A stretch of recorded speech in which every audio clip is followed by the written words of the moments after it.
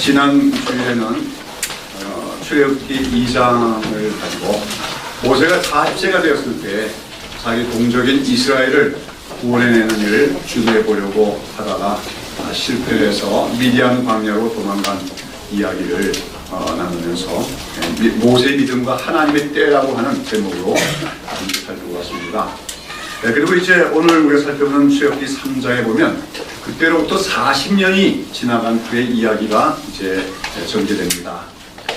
참 40세가 됐을 때 자기 동족을 돌아볼 마음이 있어서 참 거사를 일으켰지만 그것이 무리로 돌아간 후에 미디안 강야로 도망을 간 모세는 그곳에서 미디안의 제사장인 이드로의 사이가 되어서 그 이드로의 양떼를 치는 목자가 되어집니다.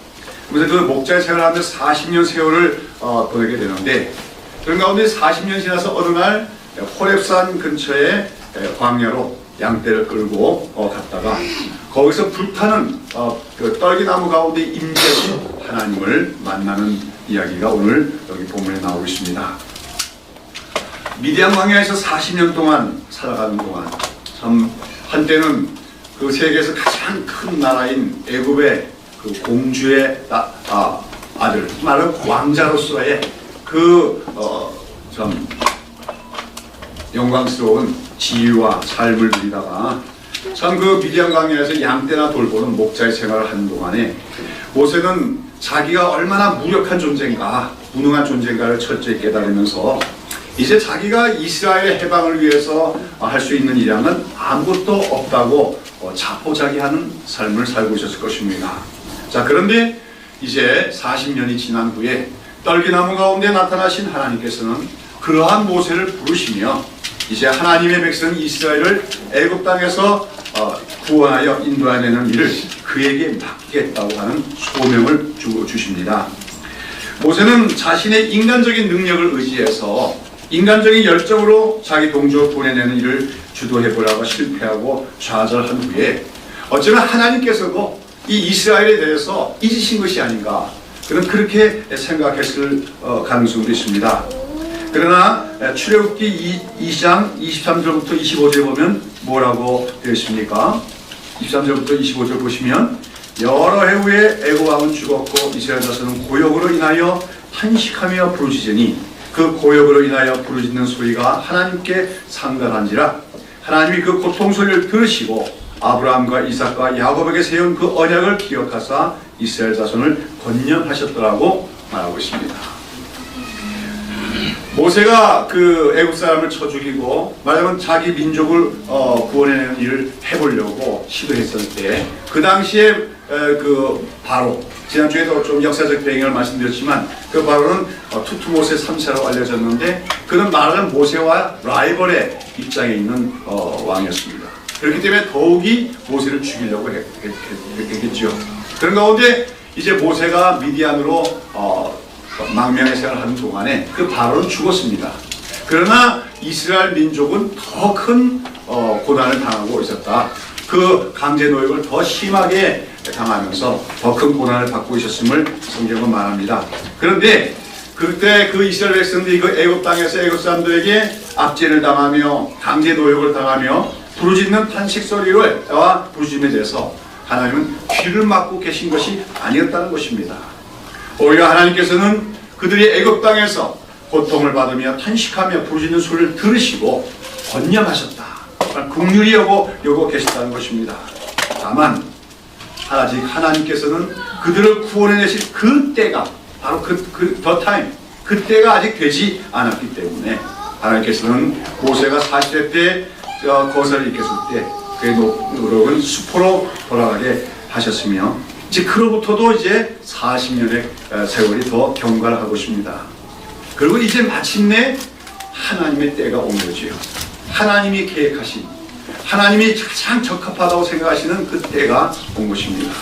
그리고 그때는 모세도 개인적으로 하나님의 그 다루시는 손길 아래서 40년 동안 철저히 낮아져서 연단이 되어 있는 상태였습니다.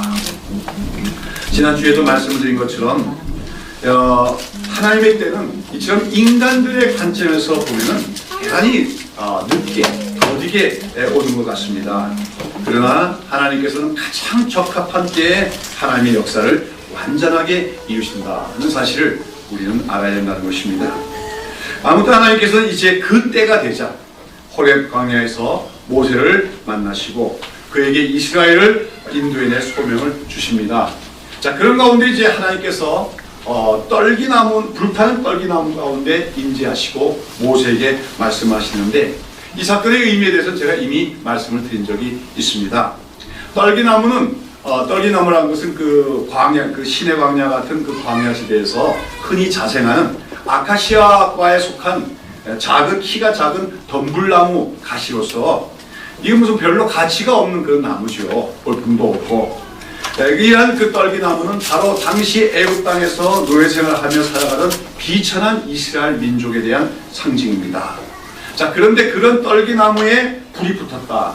그러나 그 불로 말미암아 그 떨기나무가 금방 다 타서 사라지지 않은 것은, 비록 이스라엘이 민족이 애굽 땅에서 온갖 학대를 받으며 고난에 살고 삶을 살고 있었지만 결코 그런 환난 때문에 이스라엘이 소멸되거나 사라지지 않음을 보여주는 하나의 상징이었습니다. 그리고 그 떨기나무 가운데 여호와의 사자, 여호와의 사자가 곧 여호와신데, 그 여호와의 사자가 나타나신 것은 이스라엘의 그런 극심한 고난 가운데서도 결코 소멸되지 않는 까닭은, 그들은 자기들만 고난을 당하고 있는 줄로 알았지만 그들 가운데 하나님이 이미 임재해 계셨고 계셨기 때문이라는 것을 하나님께서 모세에게 보여주신 것이죠. 아무튼 이처럼 호렙 광야에서 이제 모세에게 나타나신 하나님께서는 이제 모세를 하나님의 종으로, 또한 이스라엘 민족의 인도자로 부르시고 계십니다. 자, 여기 오늘 본문 5절에 보면 참 불타고 있는 떨기나무, 분명히 불이 붙었는데도 그 나무가 불에 타서 사라지지 않는 이상한 광경을 보고 그것이 신기해서 더 자세히 보려고 거기에 가까이 나가는 모세에게 하나님께서는 뭐라고 하십니까? 이리 가까이 하지 말라.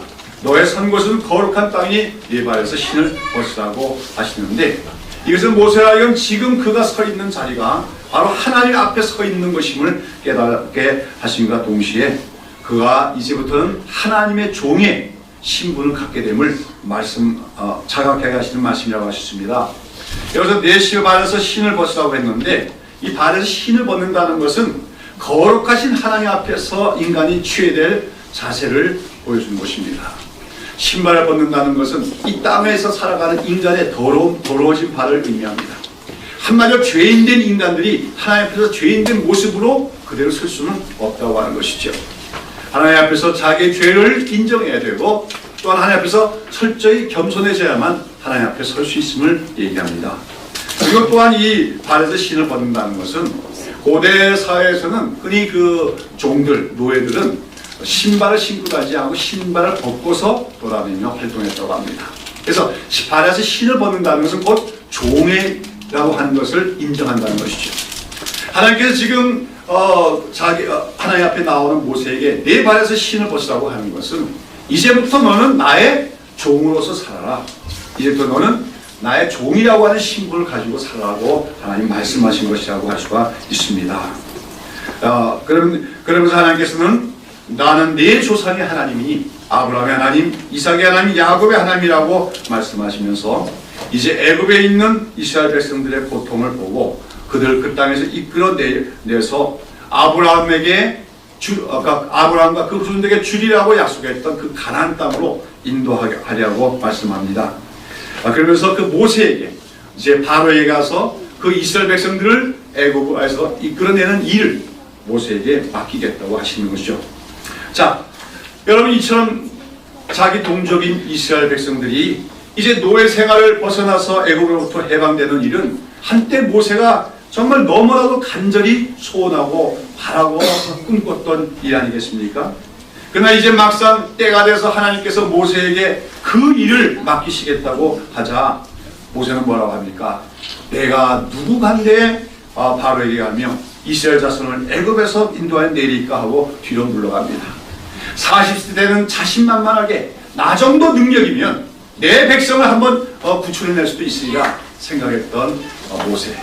그러나 그러한 자기의 자만감이 실패로 돌아가고 좌절한 후 40년 세월을 지난 후에 그는 완전히 나는 아무것도 아니다, 나는 아무것도 할 수 없다 하는 그러한 열등감에 빠져 있는 걸 봅니다.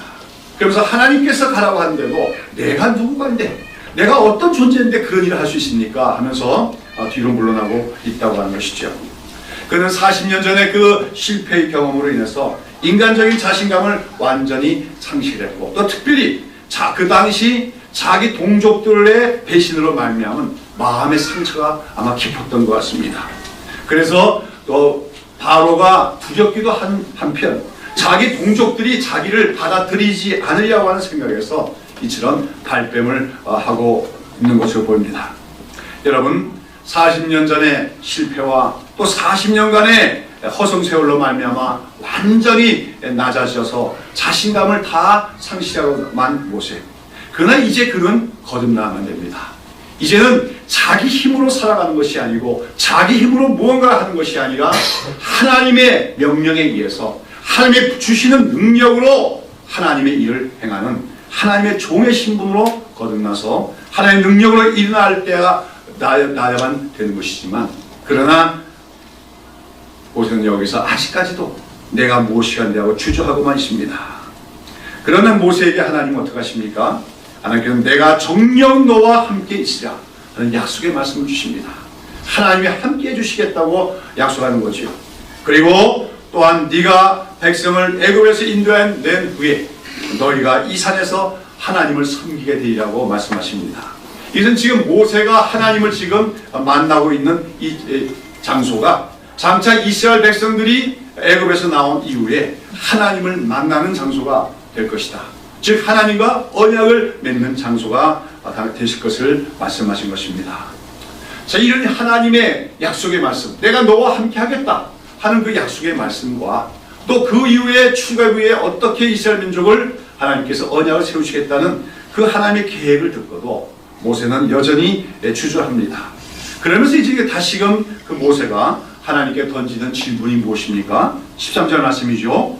13절 보면 모세가 하나님께 고하되 내가 이스라엘 자손에게 가서 이르기를 너의 조상의 하나님이 나를 너에게 보내셨다 하면 그들이 내게 묻기를 그의 이름이 무엇이냐 하리니 내가 무엇이라고 그들에게 말하리까?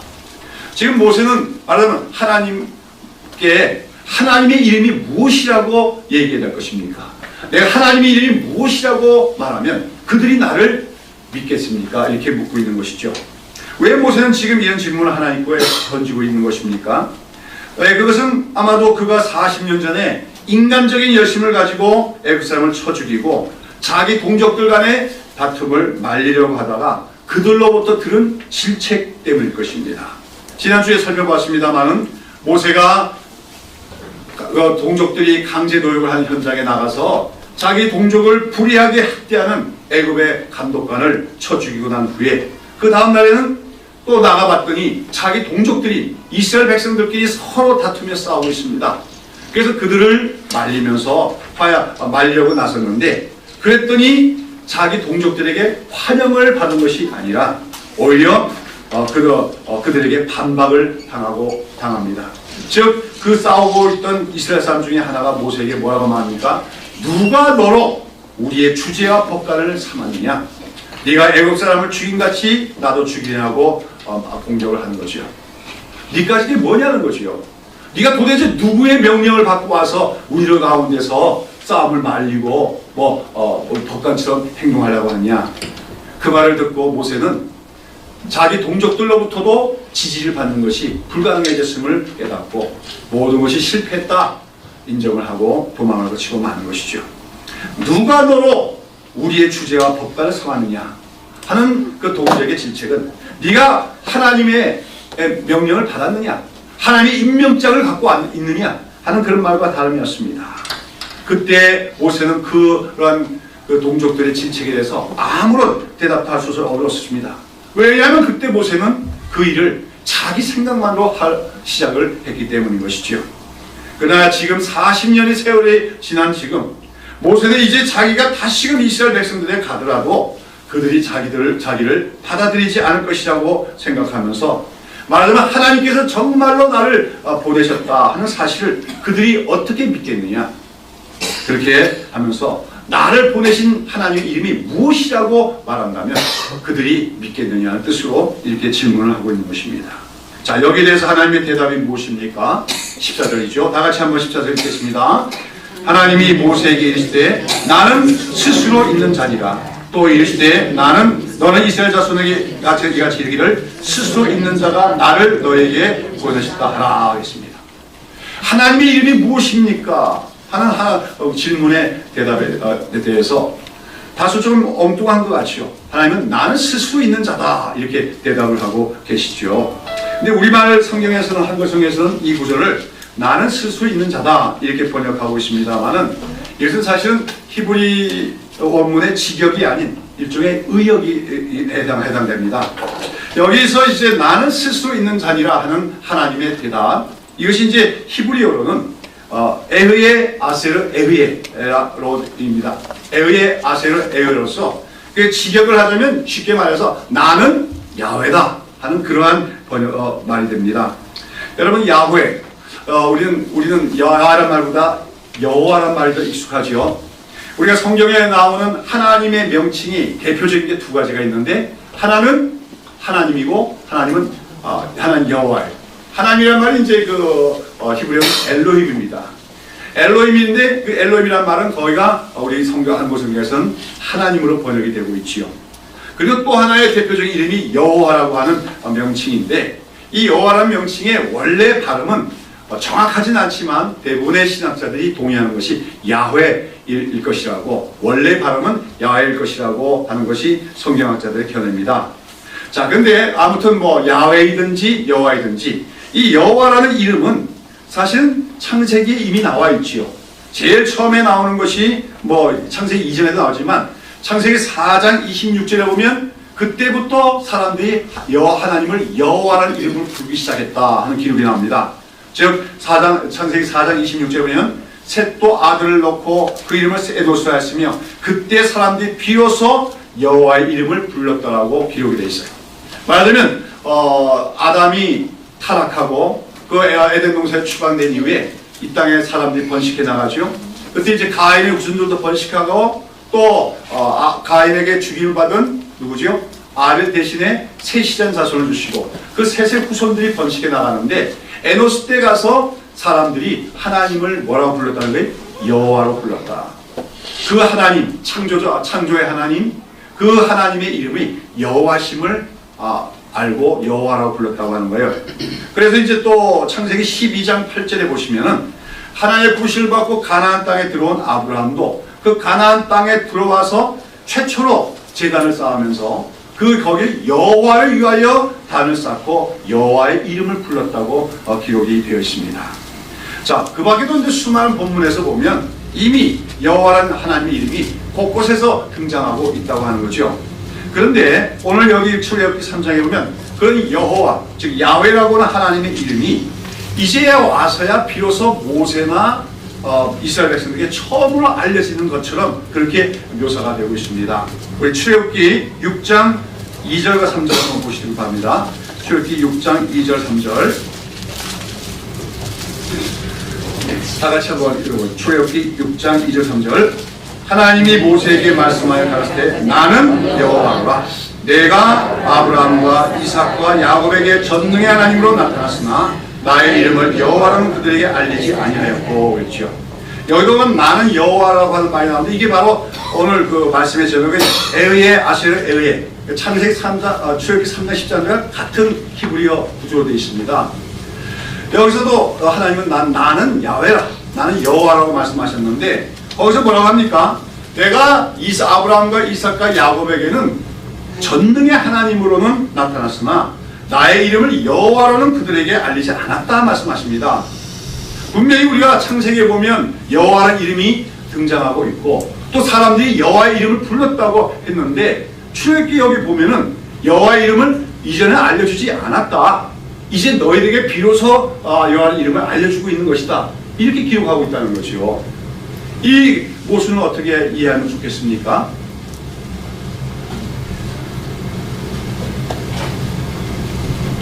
예. 여기 대해서 이제 성경 비평학자들은 그렇기 때문에 창세기의 저자와 출애굽기 저자는 다른 사람이다.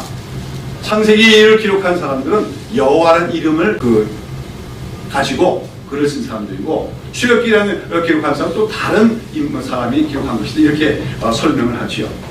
여러분, 그러나 그러한 비평학자들의 설명은 그럴듯하긴 하지만 이것은 성경의 영감서, 특별히 이 모세 오경 전체가 모세라고 하는 한 사람에 의해서 기록됐다고 하는 다니엘 저작서를 부인하는 것인 동시에 모든 성경이 하나님의 성령의 감동으로 기록되었다고 하는 그 영감서를 부정하는 인본주의적인 생각이라고 할 수가 있습니다. 자, 그렇다면 왜 분명히 창세기에도 여호와라는 이름이 있는데 여기 출애굽기에서는 왜 이제야 비로소 여호와라는 이름이 나타나고 계시되는 것처럼 그렇게 설명이 묘사가 되고 있는 것이냐? 이것은 우리가 이렇게 설명을 할 수가 있는 것입니다. 즉 여호와라고 하는 이름이, 하나님의 이름을 이전 사람들도, 출애굽 이전의 사람들도 그 이름을 알고는 있었다는 거죠. 알고 그 이름을 부르기도 했습니다. 자기들이 믿는 하나님을 부를 때 여호와시여 하고 부르기도 했다는 것입니다. 그러나 그 당시의 사람들은 그 여호와라고 하는 명칭이 갖고 있는 그 본질적인 의미와 뜻은 이해하지 못했다고 하는 의미가 됩니다. 말하자면 우리 가정에 어린아이들이 있는데 이 아이들이 조금 이제 나이가 들면은 아버지 이름을 기억하게 돼요. 그래서 누가 네 아버지 이름이 뭐냐, 한자가 뭐냐 그러면 아무개십니다 대답을 합니다. 그러나 그 아버지 이름이 갖고 있는 뜻은 모르죠. 그러다가 이제 나이가 좀 더 들어서 뭐 글자라도 깨치고 한자라도 우리나라 같은 경우에는 한자라도 알게 되고 또 더 나가서 자기 집 족보도 알게 되고 자기 가문의 내력도 알게 되면 왜 아버지에게 그런 이름이 주어졌는지를 이해하게 될 것이고 아버지 이름이 갖고 있는 그 의미를 알게 될 것입니다. 마찬가지죠. 창세기에 나온 그 사람들, 그러니까 아브라함 이전의 원역사 시대에도 이미 사람들은 하나님의 이름이 여호와인 걸 알고 그 이름을 불렀습니다. 아브라함도 그 하나님의 이름이 여호와인 걸 알았습니다. 그러나 그들은 그 여호와라고 하는 이름이 갖고 있는 본질적인 의미를 아직 깨닫지 못하고 이해하지 못했다는 것입니다. 그런데 이제 하나님께서는 이 출애굽 사건을 통해서 그리고 그 이후에 이어지는 하나님의 구속 역사를 통해서 이스라엘 역사를 통해서 여호와라는 이름이 어떤 의미를 갖고 있는가, 여호와라는 하나님의 이름이 갖고 있는 뜻이 무엇인가를 보여주시겠다고 지금 말씀하고 계신 것입니다.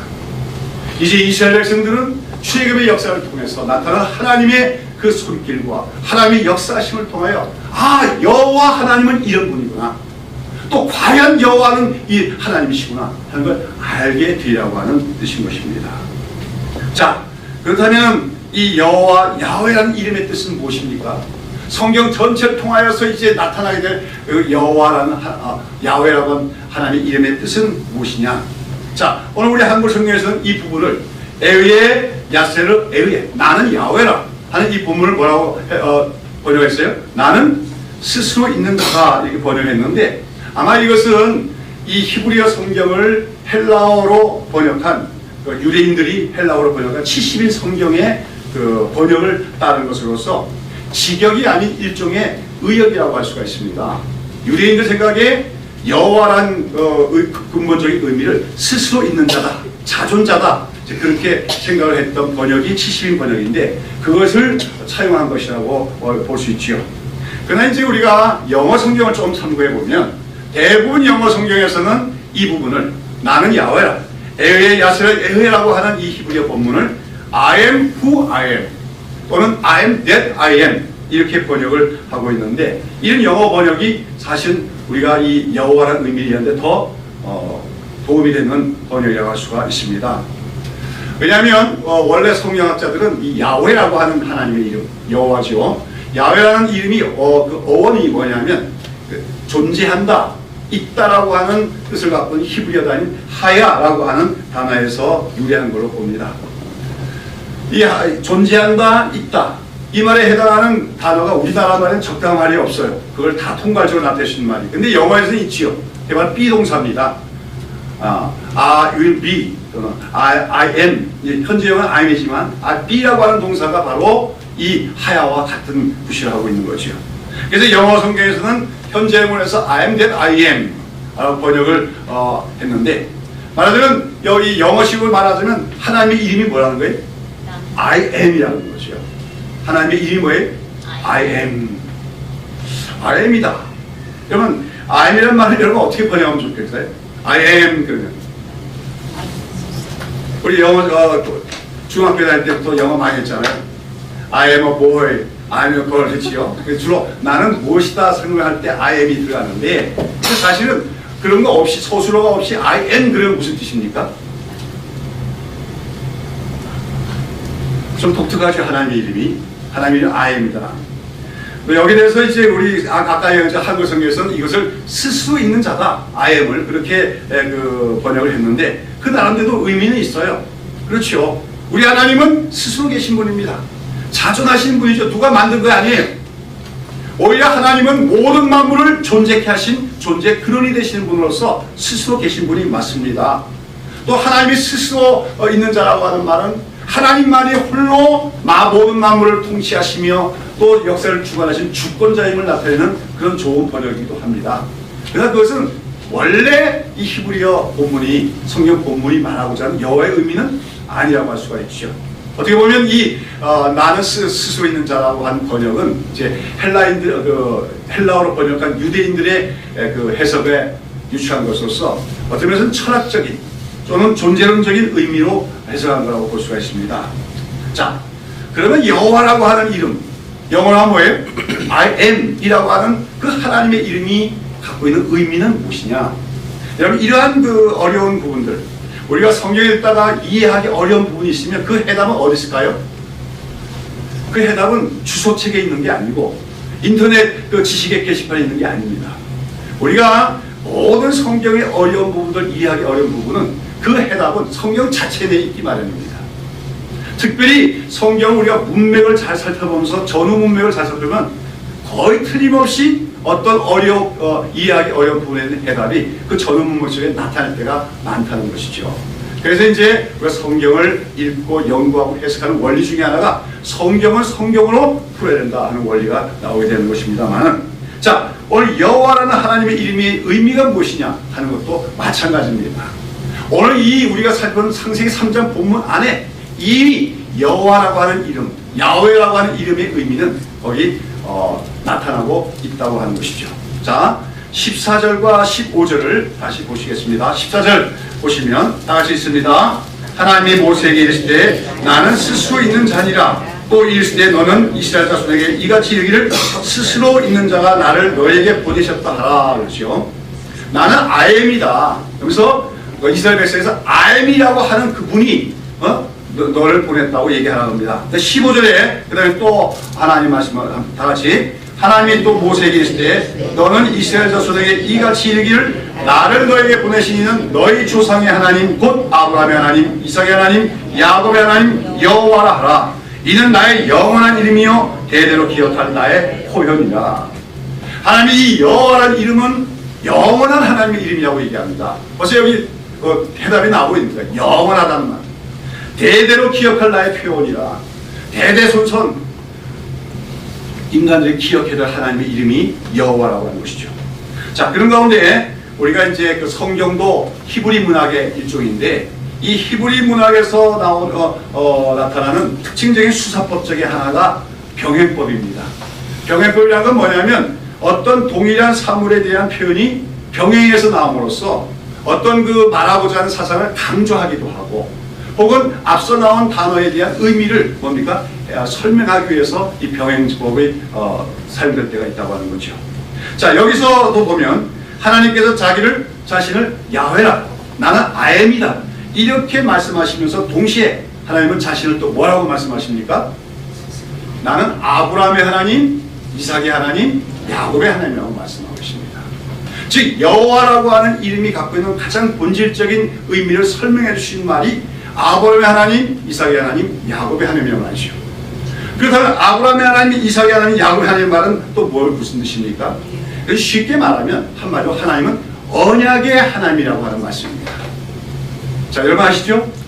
우리가 창세기에 보면 하나님께서는 인간이 타락한 후에 이제 구속 역사를 이제 저 전기에 나시는데 제일 먼저 하신 일이 뭡니까? 아브라함 한 사람을 선택하시고 그를 부르시는 일입니다. 그러고 나서 그 아브라함과 언약을 세우시죠.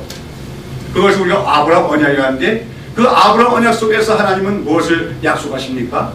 이제 아브라함의 후손이 큰 민족이 될 것과 또한 그 아브라함과 그 후손에게 가나안 땅을 이제 기업으로 주실 것과 그 다음에 마지막으로 아브라함과 그의 씨가 모든 민족에게 복의 근원이 될 것을 약속하십니다.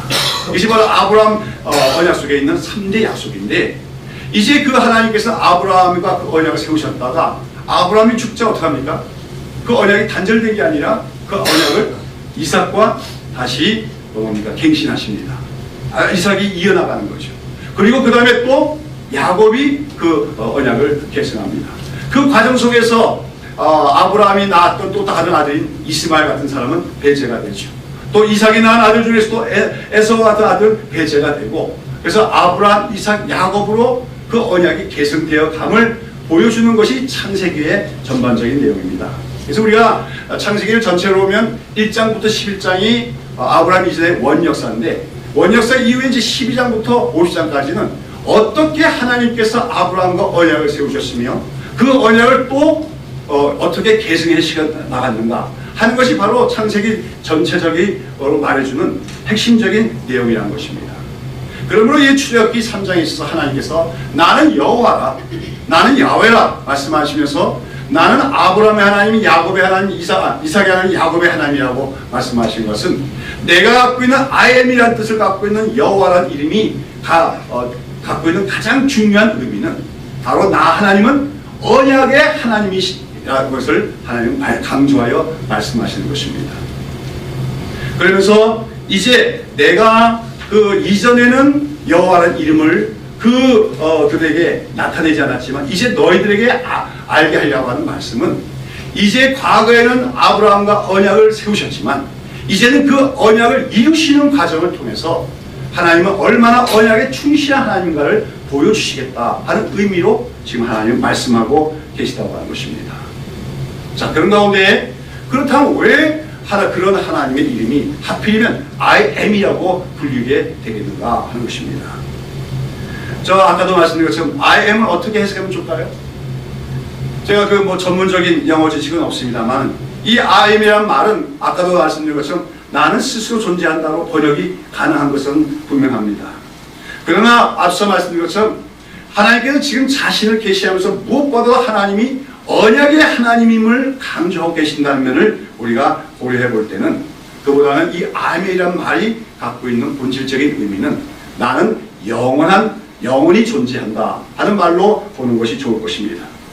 항상 존재하는 분이라는 것이죠. 그리고 그처럼 항상 존재한다는 것은 더불어서 하나님은 변함이 없으신 분이다 하는 것을 나타내는 용어가 바로 아임이라고 하는 하나님의 이름의 뜻이라고 근본적인 뜻이라고 할 수 있습니다. 하나님은 말씀하시면 나는 아임이다. 나는 항상 존재한다. 그리고 나는 변함이 없다. 이 말씀을 통해서 하나님께서는 지금 이스라엘 백성들에게 또 모세에게 하나님께서는 과거에 세웠던 그 언약을 반드시 성취하시고 마실 것을 지금 말씀하고 계신 것입니다. 하나님께서는 400년 전에 아브라함과 언약을 세우셨습니다. 400년의 세월은 인간들에게 있어서는 너무나 긴 기간입니다. 10년이면 강산도 변한다고 하는데 400년 세월이면 세상이 한번 바뀌고도 남을 그런 기간입니다. 그 400년 세월 속에서 인간들은 다 변하게 마련입니다. 문화와 습관도 바뀌고 환경에 따라 인간의 삶의 모습도 바뀌게 마련입니다. 그런 속에서 약속했던 걸 끝까지 지킬 사람은 없습니다. 그러나 그런 속에서도 변함이 없는 분이 계십니다. 누굽니까? 바로 여호와 하나님, I am이라고 불리우시는 그 하나님이시라는 거죠. 그 하나님께서는 항상 계신 분입니다. 어제도 계시고 이제도 계시고 장차도 오실 분. 여러분의 신약 성경에 보면 바로 이 여호와 하나님의 이런 이름에 대한 주석이 잘 나와 있어요. 우리 계시록을 한번 보시기 바랍니다. 계시록 1장 4절.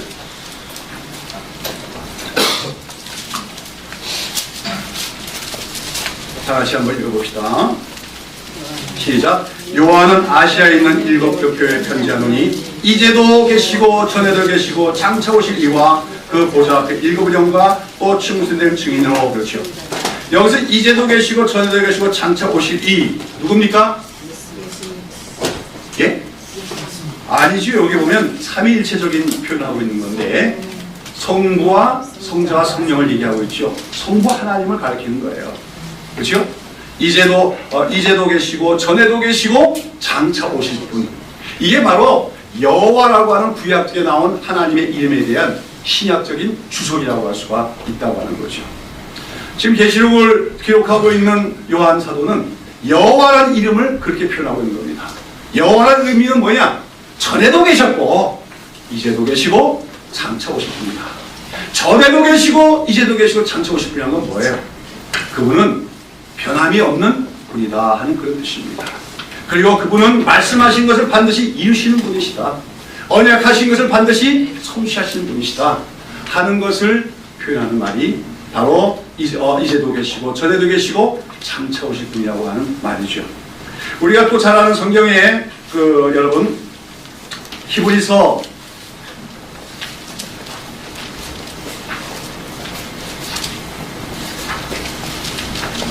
잠깐만요.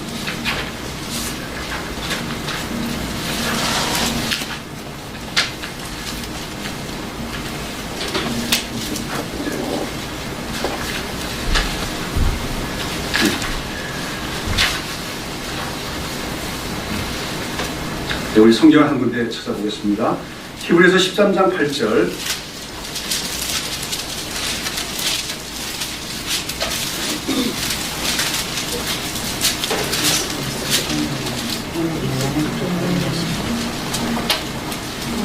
예, 다 같이 시작. 예수 그리스도는 어제나 오늘이나 영원토록 동일하시다. 자, 여기서 이제 히브리서 기자는 예수 그리스도는 어제나 오늘이나 영원토록 동일하시니라 이렇게 표현하고 있는데 쓰고 있는데 바로 이것도 예수님이 바로 여호와시다 하는 표현과 다름이 없는 것입니다. 여호와 하나님은 I am이십니다. 항상 I am이십니다. 그것은 우리 영어 표현은 이런 표현이 있지요. I used to be 이런 표현이 있어요. 나는 그때 그랬었다 그 말이에요. 그 말은 무슨 말이죠? 지금은 아니다 그런 말이에요. 그러나 하나님에게 그 통하지 않습니다. 하나님은 전에도 계셨고 이제도 계시고 장차 오실 분입니다. 어제나 오늘이 동일하신 분입니다. 왜 우리가 하나님을 신뢰하고 믿고 의지할 수 있습니까? 하나님은 영원히 계신 분일 뿐만 아니라 영원히 변치 않으시기 때문에 전에도 계셨을 뿐만 아니라 이제도 계시고 장차 오실 분이요 어제나 오늘이 동일하신 분이기 때문에 우리는 그 하나님을 믿고 신뢰할 수가 있다고 하는 것입니다. 이제 그러면서 하나님께서는 이스라엘 백성들에게 내가 전에는 여호와라는 이름을 나타내지 않았으나 이제 그 이름을 나타내겠다는 것은 이제 하나님이 행하실 구원의 역사를 통하여서 얼마나 하나님이 그 언약에 충실하신 분이신지 얼마나 신실하게 그 언약을 이행하신 분인가를 보여주실 것이라고 말씀하고 계시다는 것이죠. 네, 그래서 이 오늘 에웨 야세로 아예라는 히브리어 그 본문을 어떤 성경학자들은 I am that I am으로 번역을 하지 않고 I will be who I will be 이렇게 번역을 해야 옳다 이렇게 해석을 하기도 합니다. 왜냐하면 이제 아까도 얘기했지만 야훼라는 그 말이 하야라고 하는 비동사에서 나왔는데 이 비동사는 과거형도 될 수 있고 미래형도 될 수가 있어요. 이 때문에 어떤 학자는 I will be that I will be로 번역을 하는 것이 더 좋다 이렇게 합니다만 여러분 영어를 좀 하시는 분들에게 물어볼게요. I will be that I will be 하는 건 어떤 뜻이 되겠습니까? I am that I am은 조금 이해가 되죠, 그렇죠? 나는 항상 I am이다. 나는 항상 있다. 항상 존재한다. 이런 의미 되는데 I will be that I will be 하면 어떤 뜻이 되겠습니까? 이것은 나는 장차 나타나게 될 그가 나다. 이런 말이에요. 즉 이것은 뭐냐면 하나님은 자신을 점점점 나타내심으로 하나님이 어떤 분인가를 보여주시게 될 것임을 얘기합니다. 창세기에 기록된 그 사람들은 여호와는 이름을 부르긴 했지만 여호와가 누구신지를 충분히 알지는 못했습니다. 그러나 이제 출애굽 역사를 통해서 또 그 이어질 이스라엘 역사를 통해서 더 전개될 예수 그리스도까지의 역사를 통해서 이제 하나님은 자신이 어떤 분인가를 점점 더 나타내 보이실 것이다 하는 의미로 이 부분을 우리가 적용할 수가 있다는 것이요. 그렇습니다. 그래서 이 에의 야세를 I am that I am으로 번역해도 좋지만 I will be that I will be 해도 나름대로 의미가 있습니다. 왜 그렇습니까? 성경은 바로 여호와가 어떤 분인가를 계시해주는 그런 기록이기 때문인 것입니다. 왜 우리가 성경을 읽는 것입니까? 우리는 하나님을 알아가기 위해서 성경을 읽는 것입니다. 그런 가운데 우리는 성경을 읽고 이해해 나가면 나갈수록 여호와 하나님이 어떤 분인가를 알아가게 됩니다. 여호와 하나님이 얼마나 신실하신지, 여호와 하나님이 얼마나 언약에 충실하신 분인지, 특별히 그 여호와라는 하나님의 이름과 가장 직결된 단어가 늘 제가 얘기하는 헤세드와 에메트인데 바로 인자와 진실입니다. 하나님은 언약을 맺으시고 그 언약을 성취해 나가시는 분으로서 자기 백성을 끝없이 사랑하시는 분입니다. 그리고 약속하신 것을 반드시 이루시는 신실하신 분이십니다. 구약의 모든 역사는 바로 그처럼 하나님이 여호와이심을, 그 언약을 반드시 성취해 나가시는 변함없는 분이심을 증거해 주는 것이 구약의 이스라엘 역사입니다. 그런 가운데 바로 그런 하나님의 자기 계시, 여호와라는 이름의 어떤 것인가 보여주는 최고의 계시가 뭡니까? 바로 예수 그리스도인 것입니다. 여러분, 신약 성경이 아무렇게나 기록된 것을 생각하면 안 됩니다. 신약 성경을 기록한 모든 사도들은 구약 성경을 염두에 두고 기록해 나갔습니다. 그런 가운데 그들은 특별히 하나님께서 이처럼 여호와라는 이름은 영원한 나의 이름이 될 것이다 하는 말씀을 그들은 기억하고 있는 것입니다. 여호와라는 이름을 오늘 교회에서는 잘 안 부르지만 그러나 우리는 부르고 있는 거예요. 왜요? 우리가 예수님의 이름을 부를 때 바로 곧 여호와의 이름을 부르고 있는 것임을 알아야 됩니다.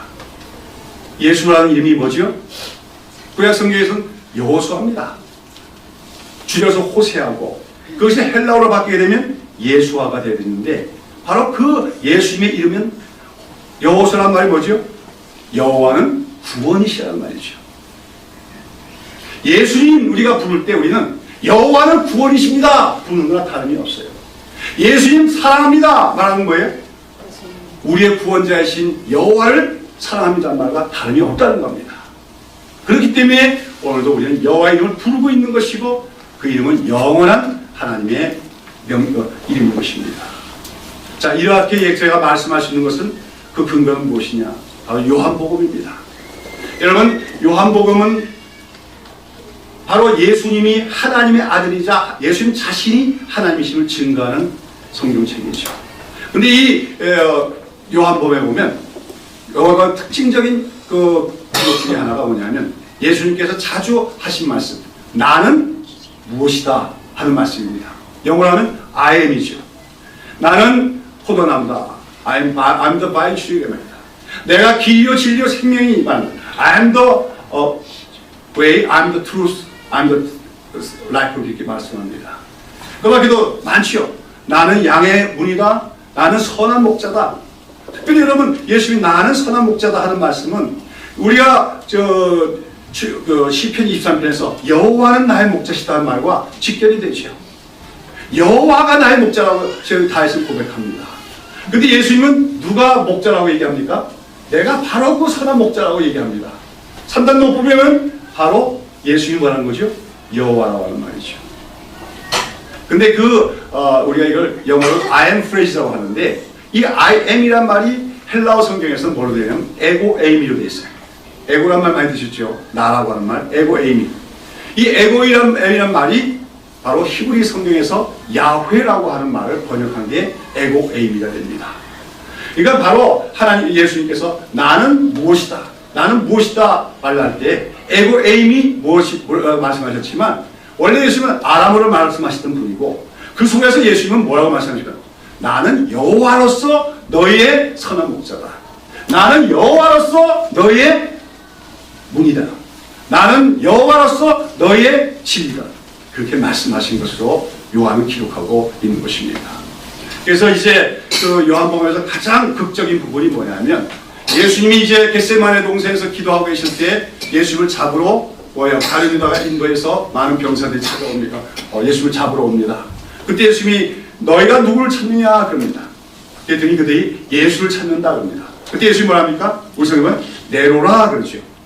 근데 거기 보면 내로라 하는 말씀을 하시자 그들이 그 앞에 다 엎드려졌다고 기록하고 있어요. 왜 그럽니까? 그 내로란 말이 바로 헬라어로 보면 에고에임입니다. 하나님은 그 자기를 찾아온 그가 예수님이 누군지도 모르고 예수님을 잡아가기 위해서 찾아온 그 군병들 앞에서 에고에임이 말씀하시고 내가 여호와다 선언하신 것입니다. 그리고 그 예수님의 신적 선언 앞에서 그 영광 앞에서 그들은 엎어지고 말았다. 요한복음은 그렇게 기록하고 있는 것이죠. 좀 어렵습니까 오늘 말씀이? 그러나 여러분 이 부분을 잘 이해하게 되면 결국 성경이 뭘 말하고자 하는 것을 여러분이 이해하게 될 줄로 믿습니다. 성경은 여호와가 어떤 분인가를 보여주고자 하는 역사 기록입니다. 그런 가운데 그 여호와가 누군가를 보여주는 궁극적인 하나님의 자기 계시가 누구입니까? 바로 예수 그리스도인 것입니다. 오늘 우리가 예수님을 알아갈 때 우리는 여호와가 누구인가를 알게 될 것입니다. 그리고 참으로 그 여호와가 누군가를 알아가게 되면 우리는 그 여호와 이름을 찬양하지 않을 수가 없을 것이며 그 여호와의 이름을 우리 신뢰하지 않을 수가 없는 것입니다. 자, 여러분 오늘 하나님께서는 나는 여호와라 나는 아엠이라고 말씀하시면서 내가 너희들과 언약 세운 것을 다 성취하라고 말씀하셨고 그 언약을 따라서 마침내 예수 그리스도가 바로 여호와이신 하나님이 사람의 몸으로 오셔서 그 모든 언약을 성취하셨고 그 언약 성취의 결과로 우리는 구원받은 하나님의 백성이 된 것을 기억하십시오. 그런 가운데 우리는 아직도 우리 믿음이 덜 성숙한 가운데 있다는 걸 인정하면서 여호와를 더 알아가기 힘쓰는 우리 하나님의 백성들이 다 되어야 될 줄로 믿습니다. 여호와라는 이름을 이해하면 이해할수록 하나님의 그 높으신 사랑과 그 변함이 없는 하나님의 인자와 사랑으로 인해서 우리는 하나님을 사랑하지 않을 수가 없으며 하나님을 더욱더 찬양하지 않을 수 있으며 하나님을 더욱더 신뢰하지 않을 수 없게 될 줄로 믿습니다. 여호와의 이름을 깊이 묵상할 때 우리는 하나님을 신뢰하게 됩니다. 하나님을 의지할 만하다고 믿게 됩니다. 왜요? 아까도 말씀드린 것처럼 인간은 늘 변하지만 하나님은 변함이 없기 때문에 하나님이 우리에게 약속하신 것은 다 성취하실 것을 믿기 때문에 이제도 계시고 전에도 계시고 장차 오실 그분 우리 하나님 여호와께서는 반드시 우리의 구원의 성취하여 다시 오실 것을 우리는 확신할 수 있기 때문에 오늘도 우리는 이 땅을 살아가면서 어려운 일이 있고 힘든 일이 있더라도 낭망하지 않고 여호와의 이름을 부름으로써 승리하며 살아가게 될 줄로 믿습니다. 이제 우리 성경에 나오는 한 구절을 함께 읽고 나서 오늘 말씀을 마치도록 하겠습니다. 호세아서 6장 3절 말씀을 함께 찾아봅시다.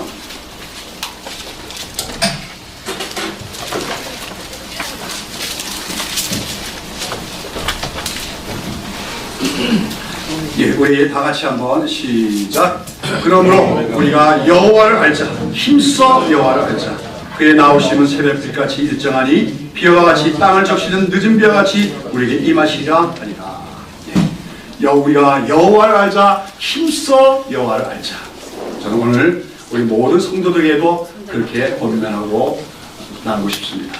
우리 여호와를 힘써 알아가는 주의 백성들이 다 될 수 있기를 예수님의 이름으로 축원합니다. 기도합니다.